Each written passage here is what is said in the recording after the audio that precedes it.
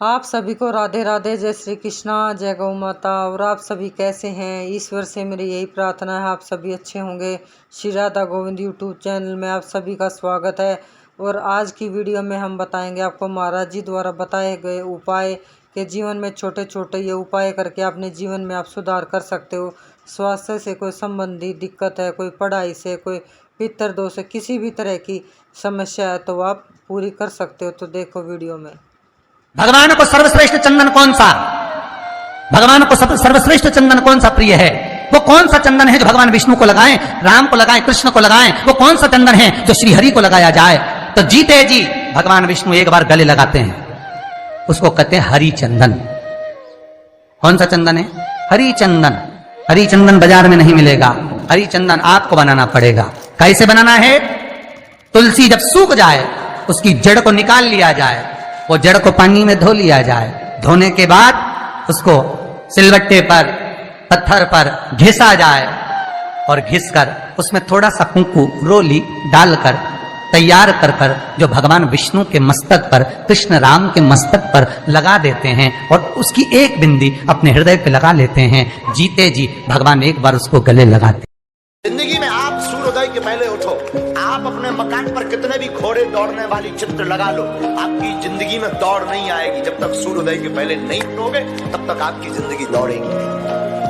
उगता हुआ सूर्य का चित्र लगाने से, टोटका करने से आपकी जिंदगी में उजाला नहीं आएगा। जब तक अपने वर्ग को पाने के लिए, संकल्प को, लक्ष्य को पाने के लिए घोड़ों की भांति दौड़ोगे नहीं और उगते हुए सूर्य के पहले उठोगे नहीं, तब तक आपके जीवन में उजाला नहीं आ सकता। कई माताओं की आदत होती है, जब शंकर भगवान को बेलपत्र चढ़ाती है तो उस बेलपत्र पर ओम लिख देती है या चंदन लगा देती है या बीच पत्ती पर थोड़ा सा कुछ भी लगाएगी। भले चावल का दाना लगाएगी, भले वो चंदन लगाएगी, भले वो अष्टगंध लगाएगी, गुलाल लगा देगी, अबीर लगा देगी, कुछ भी लगाकर उस जगह पर लगाकर फिर भगवान को चढ़ा। वो व्यक्ति जो भगवान शंकर को बेलपत्र जब समर्पित करता है और बीज की पत्ती पर चंदन लगाकर, मध्यस्थ जोड़ पर शहद लगाकर शिव को जब समर्पित करता है तो उसका भाग्य कितना भी विपरीत चल रहा हो, उसकी किस्मत की रेखा कितनी भी विरोधी, कितनी भी विपरीत चल रही हो, वो अपने आप से बच जाती है, अपने आप से बच जाती है। उसको सुधारने के लिए कोई दूसरा नहीं आता। मेरा भंडार भरे और मेरे घर में सुख समृद्धि दे, तो दीप की बाती का मुख भगवान की ओर होना चाहिए कि हमने तेरे भरोसे पर छोड़ दिया। अब हम किसी से नहीं पूछेंगे कि हमें क्या करना है, ये दीप की जो बाती का मुख है वो आपकी ओर है। अर्थात मेरा जो जीवन है, मेरा जो संपूर्ण परिवार है, मेरा जो कुटुंब है, मेरा जो कबीला है, मैं जिस घर में निवास करती हूँ, मैं जिस घर में रहता हूँ, उस घर का संपूर्ण कारभार सब तुम्हारे भरोसे पर है। तो बाती का मुख कहाँ हो गया? भगवान की ओर हो गया। जो बेलपत्री का पौधा आपके सिर से ऊपर हो, उसी बेलपत्री के पौधे की पत्ती को लेना चाहिए। जो पौधा आपके सिर से नीचा हो, उस बेलपत्री के पौधे की पत्तियों को नहीं तोड़ना चाहिए, क्योंकि वो कुंवारा रहता है, छोटा रहता है। छोटे के कारणवश उसकी पत्तियों को। पार्वती जी का ये संवाद अपनी जिंदगी में उतार कर रखिएगा। पार्वती माता ने ग्रह को, ब्रह्मवेत्ता पुराण में एक बात कही है कि पार्वती जी ग्रह को कह रही है, मगर को कह रही है कि शंकर भगवान को, देव अधिदेव महादेव को और मुझे, संसार का कोई जीव माता और पिता कहकर अगर पुकारता है तो पार्वती जी कहती है, शिव और पार्वती उसके सामने जाकर खड़े हो ही जाते हैं। ये निश्चित उसने पुकारा। आपका कोई काम अटक रहा है, कोई काम नहीं हो रहा, बहुत परेशान हो गए, बहुत थक गए उस काम के लिए, सबके हाथ भी जोड़ लिए, सबके पास होकर आ गए और वो काम बढ़ ही नहीं रहा, तो निवेदन करते हैं घी के दिए में काली तिल डालकर सोमवार के दिन शंकर जी के मंदिर के सामने तुमरुका जी का नाम लेकर दिया लगाकर, जिस काम को तुमने दुनिया के आगे कहकर देख लिया, कर देख लिया, नहीं हुआ, उस कार्य को एक बार दिया लगाकर निवेदन कर फिर जाकर देखना, काम आगे बढ़कर ही रहेगा, छूटेगा नहीं। जिस बेलपत्री के पत्ते में कहीं उभरा हुआ सा भाग अगर नजर आता है, जैसे दाने जैसा अगर नजर आता है, या बेलपत्री का पत्ता नीचे से एक बिंदु जैसा उचक कर सामने आ जाता है, तो वो चक्र माना जाता है, वो बेलपत्री शिव को समर्पित नहीं करी जाती। स्कंद पुराण कहती है, जिस व्यक्ति पर कर्जा बहुत ज्यादा मात्रा में हो जाता है और कर्जा चूकता नहीं है, आप बहुत प्रयास कर लिए, करोड़ों रुपए का कर्जा हो गया, यहाँ से लिया वहां दिया, वहां से उठाया वहां दिया, वहां से उठाया वहां दिया, तो निवेदन है, कभी मौका लगे कर्जा मुक्ति के लिए सारे वृक्षों में अगर कोई श्रेष्ठ वृक्ष माना गया है तो वो बट का वृक्ष माना गया महाराज। इसलिए प्रशासनिक कार्य के लिए, मानसिक टेंशन में, परेशानियों में बटकेश्वर महादेव का स्मरण किया जाएगा। और यदि निवेदन करूंगा, बहुत ज़्यादा यदि आपको कर्जा हो गया है, बहुत ज़्यादा कर्जा हो गया और वो कर्जा चूक ही नहीं रहा, तो थोड़े दिन बड़ के पेड़ के नीचे आप बटकेश्वर महादेव के लिए 1 लोटा पानी, उसमें थोड़ा सा पिसा हुआ चावल। देखिए, मेरी प्रार्थना है, एकादशी का व्रत करिए। मैं हाथ जोड़ के प्रार्थना करता हूं, एकादशी का व्रत करिए। एकादशी के दिन सारे पाप अन्न में प्रवेश कर जाते हैं, पाप विशेष करके चावल में। एकादशी के दिन चावल खाना तो दूर, छूना भी मना है, छूने से भी पाप लगता है। आज हम मंदिर में गए थे सुबह, तो पुजारी जी लगे चावल, हमने चावल मत से लगाइए, आज एकादशी है, खाना तो बहुत दूर की बात। एकादशी के दिन उपवास करिए, व्रत के सामग्री जो है फलहार वो पाइए, लेकिन व्रत अवश्य करिए। ये आध्यात्मिक दृष्टिकोण है कि उस दिन अनाज में पाप रहता है। एकादशी के दिन गंगा के जल में मात्र 7 बेलपत्री डालकर, जो नंदीश्वर भगवान अर्थात जो शंकर जी के शिवलिंग के सामने नंदी होता है, उस नंदी के चरण पर गंगा का जल चढ़ाकर बेलपत्री शिव पर समर्पित कर देता है, उसके घर में रुपया रुकना चालू हो जाता है। फिर वो गलत जगह पर नहीं जाता, गलत स्थान पर वो धन जाएगा ही नहीं। बेटा अगर व्यसन में पड़ा हुआ है, मदिरापान में पड़ा हुआ है, मांसाहार में, जुए आदि में जा रहा है, तुम्हें लग रहा है कि मेरा बेटा गलत मार्ग पर जा रहा है, ये मित्र दोस्ती गलत हो रही है, वो सही जगह पर आ जाए। करना है एकादशी।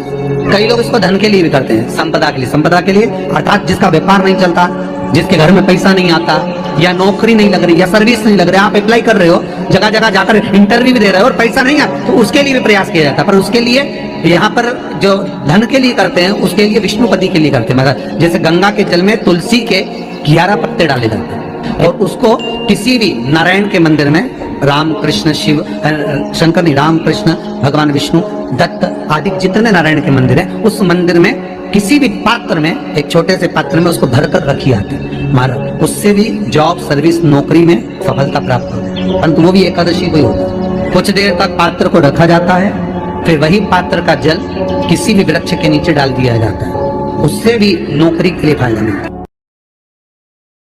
परेशान हो गए, विवाह संबंध जमी नहीं रहा, किसी भी बुधवार के दिन तांबे के कलश में चने की दाल को भर लीजिए, किसी भी बुधवार, और तांबे के कलश में चने की दाल को भर लो, उसमें 2 गोल सुपारी रख लो, पूजन वाली सुपारी रखकर 2 सिक्के उसमें रख लो, पीले कपड़े से मुख बांध दो, उसका पूजन करो बुधवार के दिन भी, और गुरुवार के दिन उसका पूजन स्नान करने के बाद करना। पर घर में किसी से बात मत करना, मुख से शब्द मत बोलो, मुख झूठा मत करना।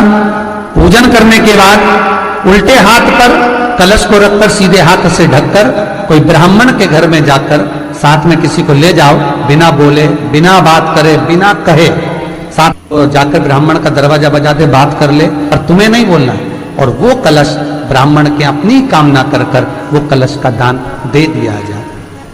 महाराज ज्यादा घर में गंगा जल है तो एक प्रयास करके देखिएगा, कोई कार्य के लिए आप जा रहे हैं और वो कार्य अटक रहा है, नहीं हो रहा, बहुत प्रयास कर लिया आपने, वो होना ही चाहिए, नहीं चाहिए, नहीं हो रहा, एक कटोरी में गंगा का जल निकाल लीजिए महाराज,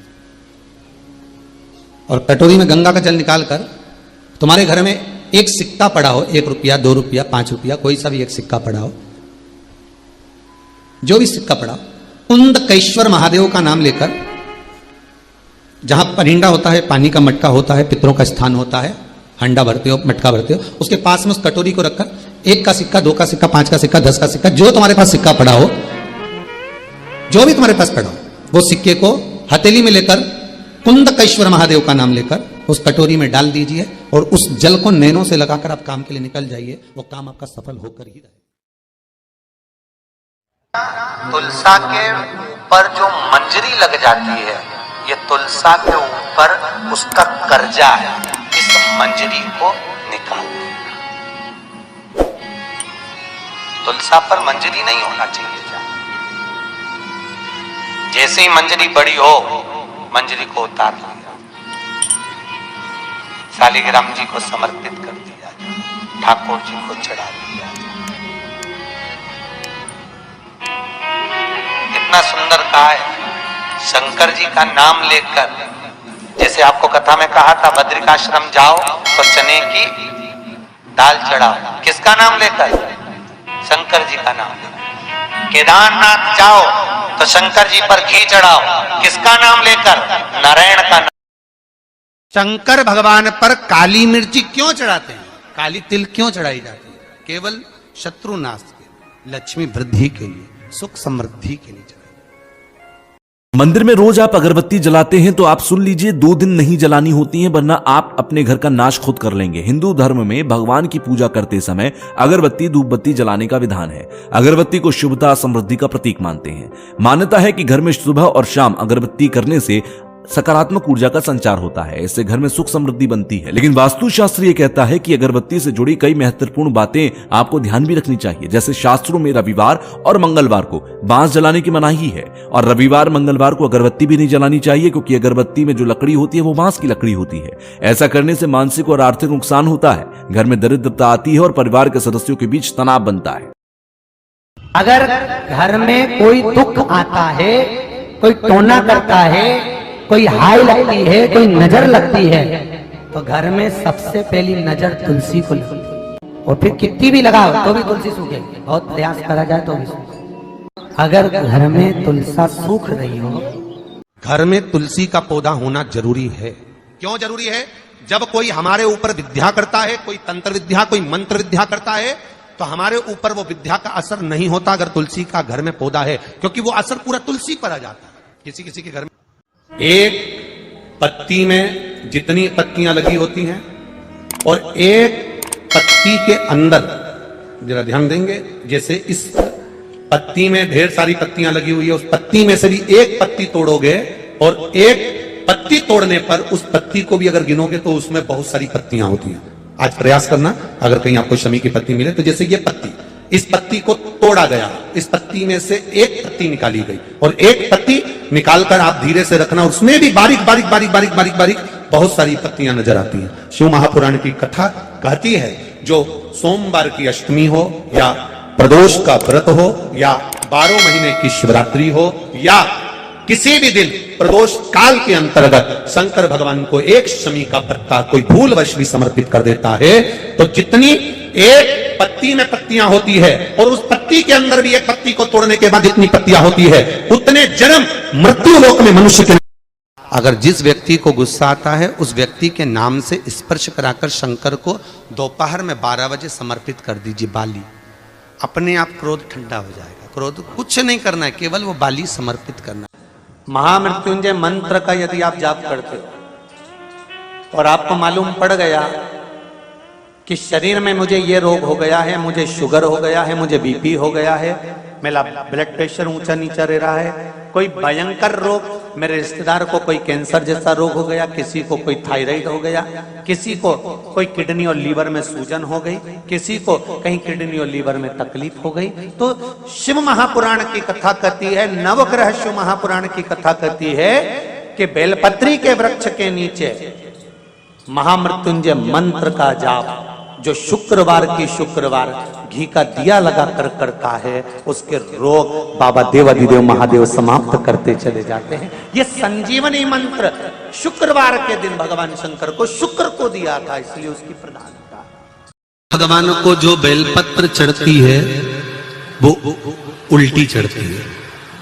सब लोग ऐसे ही चढ़ाते हो ना? अरे बोलो तो जम के। मतलब ये जो चिकना चिकना सा भाग है ये शिवलिंग की ओर होता है, ठीक है। नंदीश्वर को बेलपत्र चढ़ती है तो वो बेलपत्र उल्टी नहीं चढ़ती, वो बेलपत्र सीधी चढ़ती है। का क्या कारण होता है? आसन के ऊपर कोई बैठ रहा है तो आसन उल्टा बिछाओगे कि सीधा बिछाओगे? बोलो बोलो जम के। सीधा बिछाओगे ना।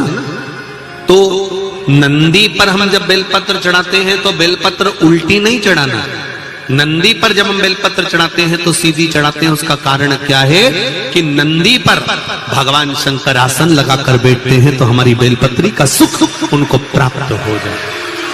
बेलपत्री का प्रसंग करता है, अपने मन की अभिलाषा रखकर तुम्हें जो चाहिए, एक काली मिर्ची और तिल्ली के काली तिल्ली के 7 दाने।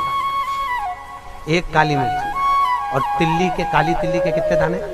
7 दाने हथेली में रखकर अपनी कामना कर कर मन से अपने मन के बात को कहकर शंकर भगवान के शिवलिंग पर चढ़ा दीजिए। आपकी मनोकामना, कहते हैं हर महीने शिवरात्रि आती है, इस शिवरात्रि पर मुख्य शिवरात्रि पर चढ़ाओगे, अगले महीने की जब शिवरात्रि आएगी तो आपकी मनोकामना पूरी हो जाएगी। एक काली मिर्ची और 7 काली तिल्ली के दाने, मात्र 7। महीने में एक बार पानी के लोटे में, जल के पात्र में थोड़ा सा दूध डालकर 5 काली मिर्ची डालकर शंकर को समर्पित करते रहो तो जिंदगी में कभी घर के अंदर कोई बड़ी बीमारी प्रवेश नहीं कर सकती, कभी जिंदगी में नहीं। पूर्णिमा के दिन चावल का एक आखा दाना, आखा दाना जानते हो? पूरा खंडित चावल नहीं। कितना चावल? एक दाना चावल का शंकर भगवान के शिवलिंग पर समर्पित करिए। एक बेलपत्र जिसका डंडी का मुख अपनी ओर हो, जहां से चावल चढ़ाया है, उस चावल के ऊपर अपनी कामना कर कर रख दीजिए और चंद्रमौली भगवान का स्मरण करिए। कौन से भगवान? शंकर भगवान का सर्वश्रेष्ठ सुंदर नाम है चंद्रमौली। चंद्रमौली भगवान का स्मरण करिए, अपनी कामना कर कर बेलपत्र समर्पित कर कर शिव जी पर एक लोटा पानी, एक जल पात्र समर्पित करो, कलश से जल चढ़ा दीजिए, नैनों में वो जल लगाकर अपनी कामना कर कर वापिस घर को आइए। अगली पूर्णिमा आएगी, जो कामना करी है मेरा चंद्रमौली भोलेनाथ उसे पूर्ण कर ही देगा। चंदन बेलपत्री की बीज पत्ती पर महाराज, और बीज पत्ती पर जब चंदन लग जाए, लगने के बाद में ये दोनों पत्ती पर लाल चंदन लगा लीजिए। इन दोनों पत्ती के बीच में जो डंडी का भाग होता है, आपको कहा था, आपको स्मरण में होगा शायद, हमने जब बेलपत्री की महत्वता बताई थी तो उस बेलपत्री की महत्वता में कहा था ब्रह्मा विष्णु महेश ये 3 हैं, बोला था। बीच में ये बड़ी पत्ती से लेकर जो 2 पत्तियां होती हैं, इनके बीच में जो जगह बचती है, इसमें मां पार्वती के 64 योगनियां, मां पार्वती अपनी पूर्ण सिद्धि के साथ में जितनी भी देवी के स्वरूप हैं, वो माता 64 योगनियां देवी के स्वरूप में यहां पर विराजमान होती हैं। 2 पत्ती के नीचे से जो डंडी होती है नीचे तक, ये पूरी डंडी में 33 कोटि देवी देवताओं। गोल बत्ती और लंबी बत्ती में अंतर होता है, बहुत जमीन आसमान का अंतर है, बहुत ध्यान देना इसका। स्कंद पुराण और विष्णु पुराण दोनों कहती है जो लंबी बत्ती होती है वो पितरों की जगह पर, पूर्वजों की जगह, बड़ के पेड़ के नीचे, पीपल के पेड़ के नीचे लंबी बत्ती का प्रमाण। किसी देवी के स्थान पर जो देवी की पूजन करते हैं, जगदम्बा की पूजन करते हो, पार्वती की करते हो, लक्ष्मी की करते हो, कुल देवी का स्मरण करते हो, लंबी बत्ती का प्रमाण। और जो गोल बत्ती होती है वो गोल बत्ती का प्रमाण किसी हनुमान मंदिर, राम मंदिर, शिव मंदिर, जितने देवताओं के मंदिर है वहां पर गोल बत्ती का प्रमाण। लंबी बत्ती देवी के स्थान पर इसलिए जलाई जाती है क्योंकि देवी वंश की और लक्ष्मी की वृद्धि करती है। तो लक्ष्मी और वंश बड़ा होना चाहिए, लंबा होना चाहिए। और देवता के सामने गोल बत्ती इसलिए लगाई जाती है कि हमारा मन, ये चित्त, ये वृत्ति आपके चरणों में टिकी रहे और एक दिन हम भी बेगुनाह। पूरब, पश्चिम, उत्तर, ये 3 दिशा में जो शंकर की आराधना करेगा, शंकर कभी उसकी कामना पूर्ण नहीं करेगा। जो दक्षिण दिशा में बैठकर शिव का जलाधारी उत्तर की हो और दक्षिण दिशा में बैठकर यदि 1 लोटा पानी भी चढ़ा देगा, शंकर उसकी कामना पूर्ण कर देगा।